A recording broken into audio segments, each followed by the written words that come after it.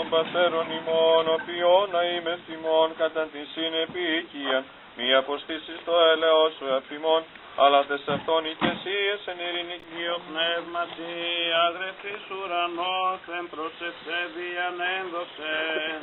ή τους ιοφέντος δυνάμει διεπέστης πειρασμούς, και ίστραψας εν άθλης ιερής, συν τη θεία σου συμβίω και της εις, δόξας αντι Χριστό, δόξα το σε στεφανός αντι,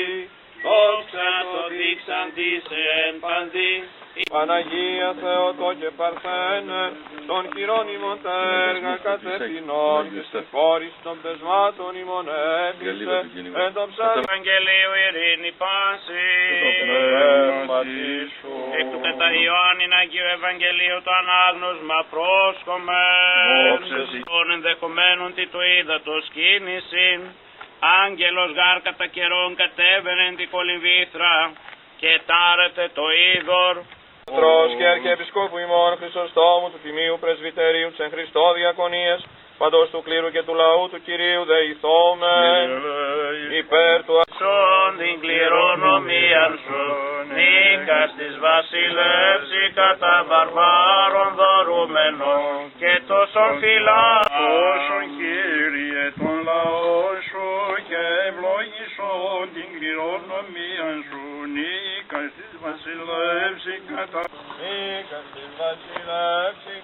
βαρβάρων δωρούμενων, και τόσον φυλάτων δια του σταυρού σου πολύ. Σηκούντων και βρισκομένων την κομοπόλη ταύτη, έτσι δε και πάντων των κυνηγών μετά των οικογενειών ημών, και πάντων ημών των εγκατανοίξει συμμετεχών. Και η γάπη σας Κύριε, και η υγεία σας στα σκηνώματά σου, και η ρετήσο κατοικίνεν αυτής, και εισακούειν εκεί των δεήσεων των δούλων σου ημέρας και νυχτός. Σον την κληρονομίαν σου,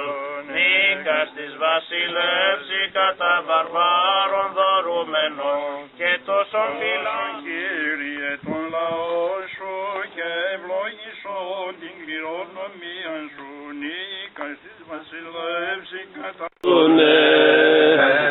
στον πόλεμο.